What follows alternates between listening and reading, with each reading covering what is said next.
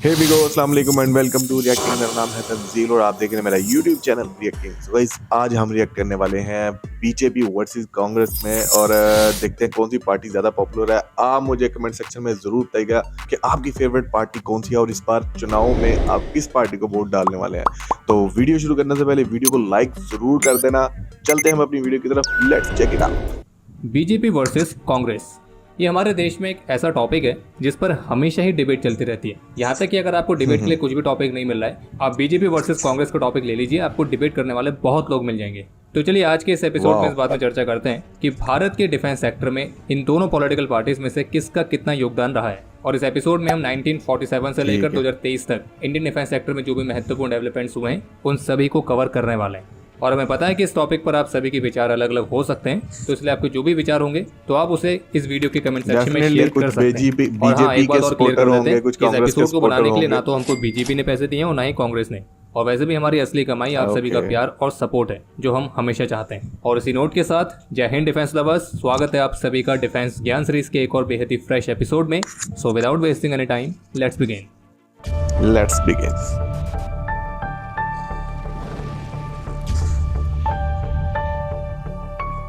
तो 1947 में जब हमारे वीर स्वतंत्रता सेनानियों ने अंग्रेजों को भारत से भगाया और हम सभी भारतीयों को आज़ादी दिलवाई, तो आज़ाद भारत की जो सरकार बनी वो इंडियन नेशनल कांग्रेस के तहत बनी। और फिर 1947 के बाद अगले 20 वर्षों से भी अधिक समय तक कांग्रेस का भारत की राजनीति पर एक वर्चस्व कायम रहा। और इस दौरान भारत के डिफेंस सेक्टर ने कई सारे महत्वपूर्ण इवेंट्स को विटनेस भी किया, जिसमें 4 प्रमुख वॉर भी शामिल हैं।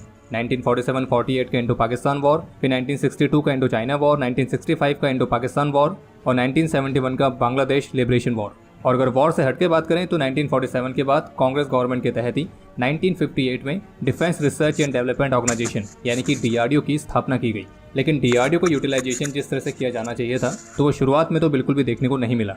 और जैसे कि हमने आपको डीआरडीओ वर्सेस डार्पा वाली वीडियो में भी बताया था कि किस तरह से दोनों ऑर्गेनाइजेशंस लगभग एक ही समय पर स्थापित किए गए थे, लेकिन इसके बावजूद भी इन दोनों में आज के समय में काफ़ी ज़्यादा डिफरेंस आ चुका है, खास करके एडवांस मिलिट्री टेक्नोलॉजीज को डेवलप करने के मामले में। लेकिन हाँ, ये भी जरूरी है कि कांग्रेस गवर्नमेंट के अंडर डीआरडीओ द्वारा कई सारे महत्वपूर्ण प्रोजेक्ट्स शुरू भी किए गए थे।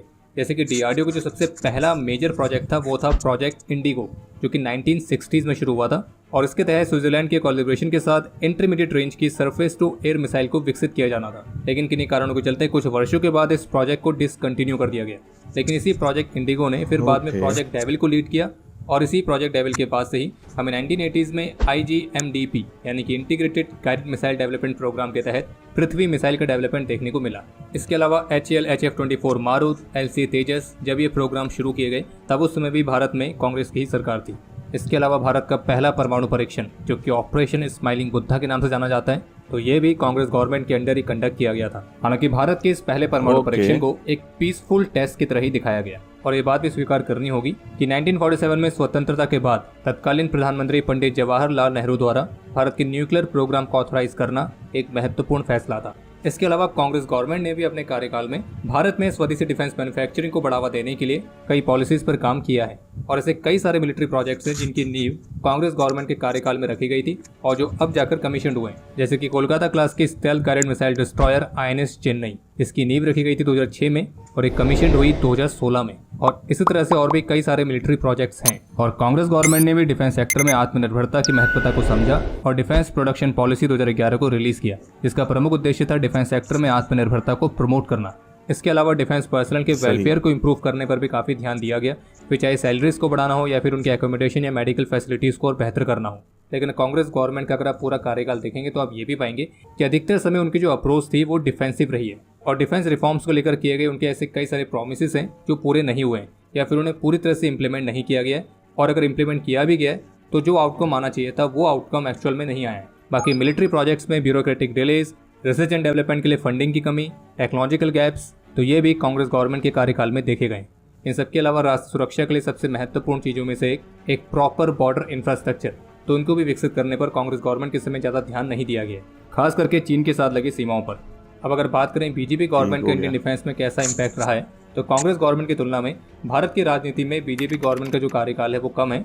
लेकिन इसके बावजूद भी बीजेपी गवर्नमेंट ने भी इंडियन डिफेंस सेक्टर में एक महत्वपूर्ण प्रभाव छोड़ा है। जैसे कि कांग्रेस गवर्नमेंट के कार्यकाल के समय भारत ने अपना पहला परमाणु परीक्षण किया था तो उसी तरह से बीजेपी गवर्नमेंट के कार्यकाल के समय भारत ने अपना दूसरा परमाणु परीक्षण किया, जिसे ऑपरेशन शक्ति के कोड नेम के तहत कंडक्ट किया गया था।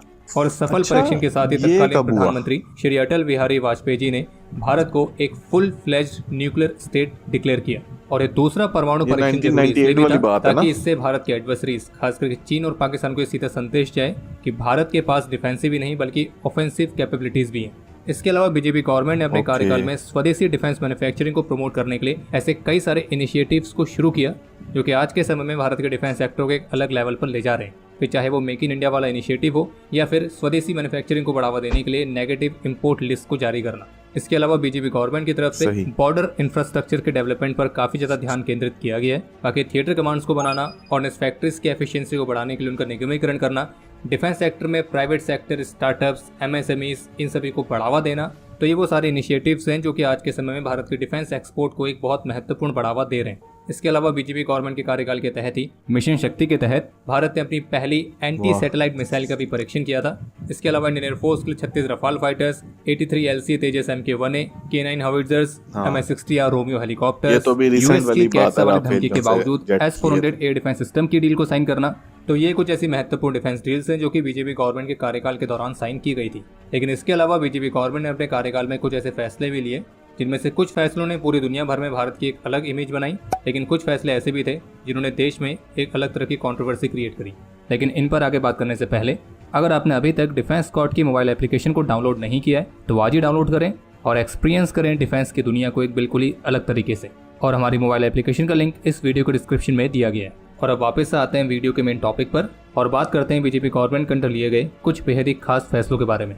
जैसे कि 2016 में उरी हमले के बाद LOC के पार सर्जिकल स्ट्राइक्स को कंडक्ट करना, फिर इसी तरह से पुलवामा हमले के बाद 2019 में बालाकोट स्ट्राइक को कंडक्ट करना, इसके अलावा जम्मू कश्मीर से आर्टिकल 370 को हटाना। तो ये कुछ ऐसे फैसले थे जिसने पूरी दुनिया को संदेश दिया कि एक नया भारत है और जो कि जरूरत पड़ने पर घर के अंदर घुस के भी मार सकता है। इन फैसलों से हमारे एडवर्सरीज खास करके पाकिस्तान को एक स्ट्रॉन्ग मैसेज किया।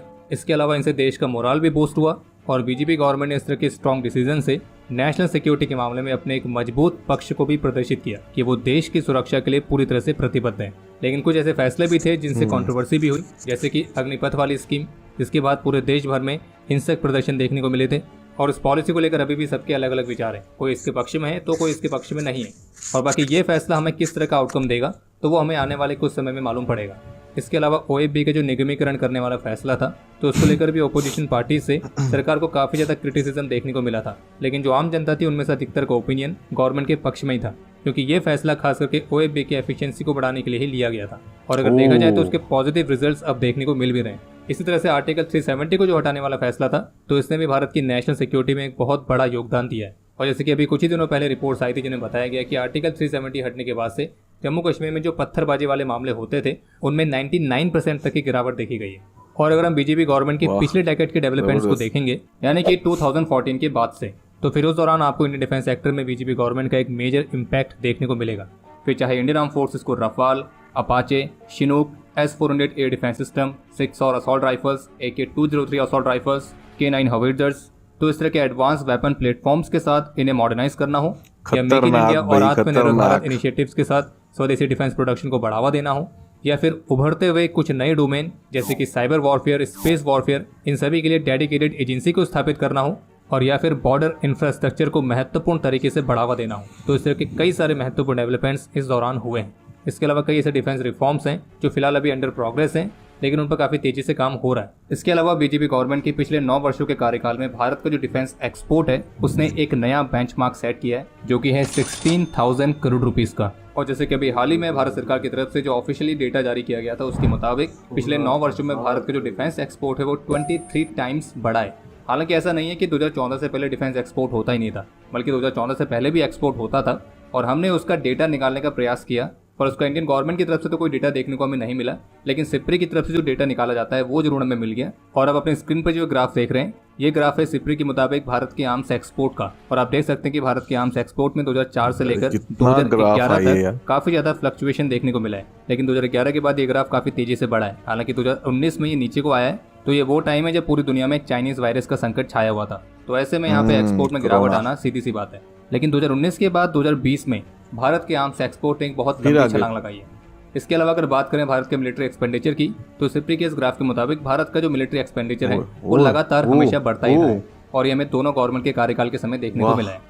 रही बात भारत के डिफेंस बजट की, तो दोनों ही गवर्नमेंट के समय डिफेंस बजट को हर साल बढ़ाया गया है, लेकिन इंडियन आर्म फोर्सेस की इमीडिएट मिलिट्री रिक्वायरमेंट को पूरा करने के लिए 2014 के बाद जो बीजेपी गवर्नमेंट के समय फास्ट ट्रैक बेसिस पर इंडियन आर्म फोर्सेस के लिए इमरजेंसी प्रोक्योरमेंट पावर्स को अप्रूव किया गया था, तो वो एक बहुत महत्वपूर्ण फैसला था, जिससे इंडियन आर्म फोर्सेस की जो मिलिट्री प्लेटफॉर्म्स की रिक्वायरमेंट है तो उसे फास्ट ट्रैक बेसिस पर पूरा करने में मदद मिलती है। हालांकि बीजेपी गवर्नमेंट के समय में भी ब्यूरोक्रेटिक डिलेज हुए हैं, लेकिन अगर आप इसे कंपेयर करेंगे बीजेपी से पहले के कांग्रेस गवर्नमेंट के कार्यकाल से, तो आप ये पाएंगे कि बीजेपी गवर्नमेंट के समय जो अधिकतर मिलिट्री डील्स हैं तो वो ज़्यादा तेजी से पूरी हुई हैं। तो इसलिए अगर आप इन सारी चीज़ों को एक साथ देखते हैं तो आपको एक चीज़ जरूर नजर आएगी, और वो ये कि दोनों ही पॉलिटिकल पार्टीज ने भारत की डिफेंस पॉलिसीज, भारत की डिफेंस इंडस्ट्रीज या यूँ कहें भारत के ओवरऑल डिफेंस सेक्टर को शेप देने में अपनी अपनी महत्वपूर्ण भूमिका निभाई है। लेकिन नेशनल सिक्योरिटी को लेकर दोनों की जो अप्रोच रही है वो अलग अलग रही है। जैसे कि कांग्रेस गवर्नमेंट की अधिकतर अप्रोच थी डिफेंसिव वाली, बल्कि बीजेपी गवर्नमेंट की आप अप्रोच कह सकते हैं डिफेंसिव ऑफेंसिव। बीजेपी गवर्नमेंट जो कि अभी वर्तमान समय में पावर में, तो ये बात भी उनकी स्वीकार करनी पड़ेगी कि उनके कार्यकाल में डिफेंस डील्स ज़्यादा ट्रांसपेरेंट तरीके से हुई हैं। इसके अलावा डिफेंस मैन्युफैक्चरिंग में प्राइवेट सेक्टर को भी महत्वपूर्ण बढ़ावा दिया गया है और भारत को एक ग्लोबल हब बनाने के लिए फॉरेन डिफेंस कंपनीज को भारत के डिफेंस सेक्टर में इन्वेस्ट करने के लिए महत्वपूर्ण रूप से बढ़ावा भी दिया है। और रही बात कांग्रेस गवर्नमेंट की, तो इन्होंने भी अपने कार्यकाल के दौरान भारत के डिफेंस सेक्टर की ग्रोथ में योगदान दिया है, फिर चाहे DRDO को स्थापित करना हो, भारत के न्यूक्लियर प्रोग्राम को ऑथराइज करना हो, या फिर अलग अलग देशों के साथ कई महत्वपूर्ण डिफेंस कॉर्पोरेशन एग्रीमेंट्स को साइन करना हो। लेकिन यहाँ पे ये समझने की काफ़ी ज़्यादा ज़रूरत है कि डिफेंस रिफॉर्म्स या फिर डिफेंस इंडस्ट्री की ग्रोथ होती है वो एक बहुत ही कॉम्प्लेक्स और एक लॉन्ग टर्म प्रोसेस है, और जिसके लिए कई वर्षों तक निरंतर प्रयासों की आवश्यकता होती है। और जैसे कि हमने आपको INS चेन्नई वाला एग्जाम्पल दिया था, तो उसी तरह से आप INS विक्रांत का भी एग्जाम्पल ले सकते हैं। इसे प्रोजेक्ट 71 एयर डिफेंस शिप के तहत सबसे पहले ऑथराइज किया गया था 1999 में बीजेपी गवर्नमेंट के तहत। फिर अगस्त 2006 में तत्कालीन इंडियन नेवी चीफ की तरफ से कहा गया कि फैसला लिया गया कि INS विक्रांत को एयर डिफेंस शिप की बजाय एक स्वदेशी एयरक्राफ्ट कैरियर की तरह बनाया जाएगा। फिर 2009 में इसकी नींव रखी गई, यानी कि कांग्रेस गवर्नमेंट के समय। इसे लॉन्च किया गया 2013 में और फिर ये औपचारिक रूप से कमीशन हुआ 2022 में, यानी कि बीजेपी गवर्नमेंट के समय। अब आप खुद सोचिए कि INS विक्रांत के लिए आप कौन सी पॉलिटिकल पार्टी को ज्यादा क्रेडिट देंगे, और इसलिए भारत के डिफेंस सेक्टर की प्रोग्रेस के लिए किसी एक पॉलिटिकल पार्टी को पूरा क्रेडिट देना या फिर पूरा ब्लेम करना, ये हमारे हिसाब से ज़्यादा सही नहीं रहेगा, क्योंकि इन दोनों ही पार्टी ने डिफेंस सेक्टर में अपना अपना योगदान दिया है। लेकिन हाँ, अगर आप ये कहें कि कौन सी पॉलिटिकल पार्टी ने भारत के डिफेंस रिसोर्सेज को ज़्यादा अच्छी तरह से यूटिलाइज किया है, और इसे भी अगर खास करके देखा जाए दोनों पार्टीज के कार्यकाल के हिसाब से, जिसमें कांग्रेस पार्टी का कार्यकाल बीजेपी से काफ़ी ज़्यादा है। यहाँ तक कि कांग्रेस पार्टी ने भारत को 6 प्राइम मिनिस्टर्स दिए हैं, जबकि बीजेपी गवर्नमेंट ने 2, और 54 वर्षों से भी अधिक समय तक कांग्रेस की सरकार केंद्र में रही है। तो इन खास चीज़ों के आधार पर आप किसी एक पार्टी के साथ जा सकते हैं, फिर चाहे वो बीजेपी का हो या कांग्रेस का, और इसलिए इसका फैसला भी हम आप पर ही छोड़ते हैं। और अब समय हो गया इस वीडियो को एंड करने का। इसको लेकर आपके कोई भी सुझाव या सवाल हो तो उसके लिए कमेंट सेक्शन ओपन है। बाकी वीडियो पसंद आई तो वीडियो को लाइक जरूर कर देना, और हम जल्दी मिलेंगे एक नए एपिसोड के साथ। तब तक के लिए जय हिंद, जय भारत। जय हिंद, जय भारत। ओके जी, तो ये थी आज की वीडियो, और इस वीडियो में दोनों प्राइम मिनिस्टर जो से, एक तो कांग्रेस का और दूसरा बीजेपी का, दोनों के जो से डिफेंस को लेके बहुत ही ज़्यादा सीरियस रहे हैं दोनों पार्टीज। और जिस तरह के बताया गया कि 6 प्राइम मिनिस्टर जो से कांग्रेस की तरफ से आए हैं और 2 अभी तक बीजेपी की तरफ से आए हैं। और लेकिन मुझे ऐसा लगता है कि मोदी जी की जो सी स्ट्रेटजी थी डिफेंस को लेके वो ज़्यादा फास्ट थी, ज़्यादा तेज़ थी, ज़्यादा ग्रोथ थी उस चीज़ में विद कंपैरिजन टू कांग्रेस के। तो कांग्रेस थोड़ा सा लेट रही है, लेकिन बहुत ज़्यादा जो सी उसने भी जो सी अपॉर्चुनिटीज़ अवेल की हैं, बहुत ज़्यादा डिफेंस जो सा स्ट्रॉन्ग किया है इंडिया का। तो ऑब्वियसली कांग्रेस 6 बार प्राइम मिनिस्टर, उनके जो से 6 बार के प्राइम मिनिस्टर हैं, 6 टाइम उन्होंने हुकूमत की है, तो डेफिनेटली उन्होंने बहुत ज़्यादा रिफॉर्म्स किए हैं अपनी डिफेंस को लेके। लेकिन मोदी जी थोड़ा एग्रेसिव लगते हैं, तो वो उन्होंने उस चीज़ को लेके बहुत ही ज़्यादा, मतलब दोनों साइड पे खेले हैं वो, एग्रेसिव मतलब कि डिफेंसिव भी और ऑफेंसिव भी रहे हैं। तो होप्स हो कि ये नेक्स्ट जो मेरा तो यार जो कि पाकिस्तान और इंडिया की आपस में जंगें भी होती रही हैं, तो उसको लेकर तो मेरा ये ख्याल है कि यार हमें जो है ना ये जंगों में डाल के ना, तो ये अंग्रेज़ लोग जो है ना खुद अच्छा खासा जो है ना पैसा कमाते हैं, अपने मुल्क को जो है अपनी कंट्रीज ना स्टेबल किए हुए हैं। तो आप मुझे बताइएगा कि इस बात से आप अगर सहमत है तो कमेंट सेक्शन में ज़रूर बताइएगा। तो हमें जो सा यार ये करना चाहिए कि बस अपना जो सा ना जो बेसिक नीड्स हैं लोगों की वो पूरी करनी चाहिए। हम बहुत ज़्यादा फोकस करते हैं, पाकिस्तानी इंडियंस दोनों बहुत ज़्यादा फोकस करते हैं अपने डिफेंस सेक्टर के ऊपर। तो गाइज़ अगर ये चीज़ ख़त्म हो जाए तो हमारे जो है ना मुल्क के अंदर जो सी ये गुर्बत और ये लोग जो भूख से मरते हैं, आटा शिद्दत, ये जो सी कमी शमी सारी ये ख़त्म हो सकती है। बहुत ज़्यादा बजट इन पे डिफेंस सेक्टर पे खर्च किया जाता है। तो गाइस होप सो आपको ये वीडियो अच्छी लगी होगी। अच्छी लगे तो कमेंट सेक्शन में आप लोग बताइएगा कितने लोग इस बात से मेरी मुत्तफिक हैं। तो होप सो आपको ये वीडियो अच्छी लगी होगी। अच्छी लगी तो लाइक और कमेंट करके ज़रूर बताइएगा। चैनल को सब्सक्राइब नहीं किया तो चैनल को ज़रूर सब्सक्राइब कर लेना। हम मिलते हैं नेक्स्ट वीडियो में, तब तक के लिए अल्लाह हाफ़िज़।